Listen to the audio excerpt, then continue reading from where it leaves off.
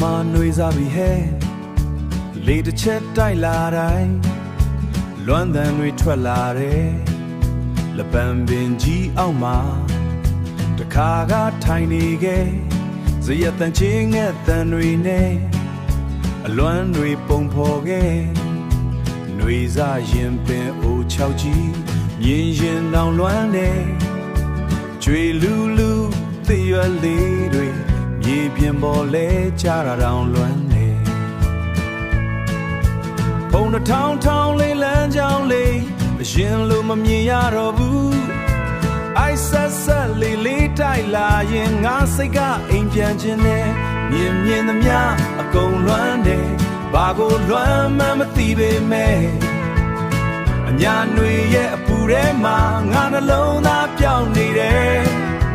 အဲ့ဒီလွမ်းငါမဖြောင်းနိုင်ဘူးအချိန်တွေကြော်သွားလေငါရင်ထဲမှာမြဲတမ်းအညာຫນွေတစ်ခုချန်နေတယ်ငယ်ငယ်ကအကြောင်းပိတ်ရက်တွေလက်ပံပွင့်သွားကောက်ခဲ့ရေမောသံတွေနဲ့တူနေတွေကိုလွယ်လွယ်ဖြတ်ခဲ့ခုတော့အဲ့ဒီလေးလေးကိုတော့မခံစားရတာကြာခဲ့ပြီအညာຫນွေရဲ့အနံလေးတွေအိမ်မက်ထဲမှာပဲချန်ခဲ့ပြီအိမ်မက်ထဲမှာပဲချန်ခဲ့ပြီပုံရိပ်တွေမြင်ရတိုင်းစိတ်ထဲမှာဟာရာအဲ့ဒီနေရာလေးကပဲ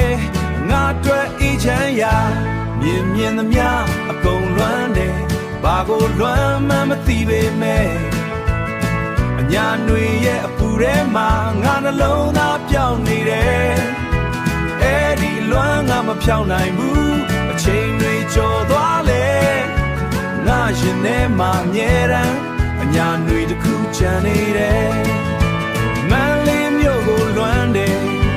မန်လေးကျုံနဲ့တောင်သမန်အင်းကိုမန်လေးတောင်နဲ့နန်းရှိကိုလွမ်းတယ် sky နဲ့တာနဲ့မင်းဝန်အောင်ရိုးကိုငါစိတ်ထဲမှာမြဲတမ်းလွမ်းတယ်